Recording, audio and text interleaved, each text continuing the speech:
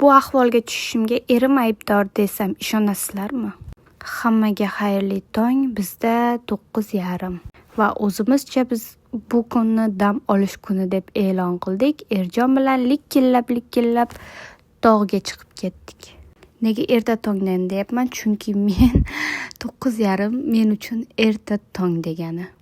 Havo shaharga qaraganda juda ham salqin. Kelishimiz bilan balonni ishirmoqchi bo'ldi erim, lekin parrot ishira olmadi bu narsa bilan. Juda ham jahli chiqdi. Bu nima o'zi, nimaga sotgan? Rosa to'nqillaydigan odati bor, to'nqilladi.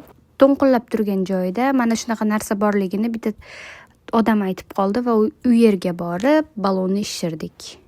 Bu yer unchalik chuqur emas, ko'proq oilaviy gapni qaranglar, oilaviy kelib bolalarni cho'miltirib ketadigan joy ekan. Men ham erimni qiziman-ku, shuning uchun qo'rqqanidan mana shunaqa joyga olib kelibdi.